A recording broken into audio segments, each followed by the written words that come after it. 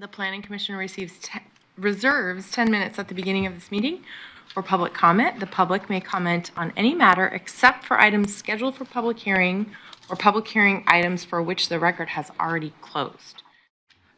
Due to the normal operation of urban growth boundaries and the restrictions against density in the city, there's a continuous process of escalation of housing prices.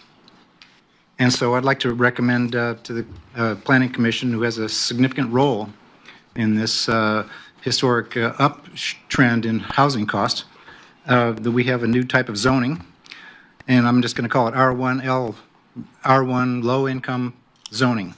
And the three features of this would be to serve as a container for a range of options, whatever seems most sane, practicable, and efficacious, to make some low-income housing available to the 36,000 people, for example, in Eugene, who are trying to live on less than $1,000 a month.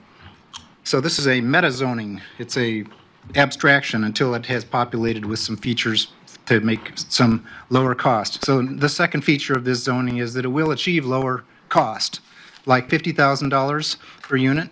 That would result in something like $400 a month rent that people can actually afford, and they'd be able to pay for their own housing on a permanent basis, like it's always supposed to be. We're not all supposed to be clients of public housing, this type of thing, or clients of 4 or 5 different services for mental health and addiction and police and community policing and low-income housing complex. Let's just make it cheaper so people can actually live. The third feature is that it will be reserved and protected and set aside for qualifying households, so it doesn't just zoom up to market. And so that would include maybe based on the county's low-income services database.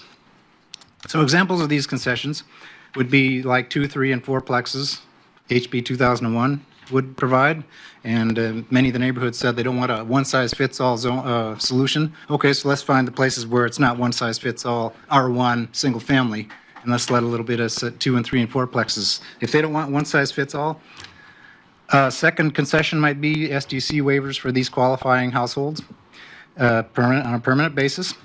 A third would be reduced barriers on ADUs. And another one would be cluster housing, such as tiny houses on trailers that are being built for $15,000, and allowing them to share hookups on the property is another concession that could be thinkable. Number 5 might be smaller partitions. And how about no partition fees and making these more liquid, greater liquidity, so that people could get a 1,000 square foot, put a tiny house on there, live in it for a couple of years, and then they have to move, then they'd be able to sell it. Just go down to the county, flip it over to wherever else is a qualifying low-income person. Now you have an ownership society on a lower level basis there. Allow rental of driveway space for trailers. Number 8, stop requiring on-site driveways for these concession zones. Number 9 might be to relax restriction on alley development. Number 10, allow very small lots and houses on slopes. So if you have slopes that are too steep for building big houses and McMansions, well then how about putting 15-foot streets and tiny houses on there? And there's some great pictures of Venezuela, Caracas, Venezuela, where they built all the barrios on the side of the hill. We need that. Okay. Number 11, you could condemn some of the streets. We have 3 square miles of street space, and it was highlighted by, what's the guy's name, Minicozy, in his presentations. That's a lot of street. Hey, we can condemn some of these streets, 16th Street over in Lawrence, something like that, and you can fit about 50 units of cheap plywood apartments right down the middle of the street there.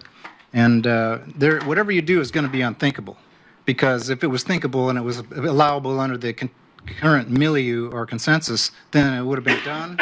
And but we need to do something because the present situation is not acceptable. Thank you. Thank you, Todd.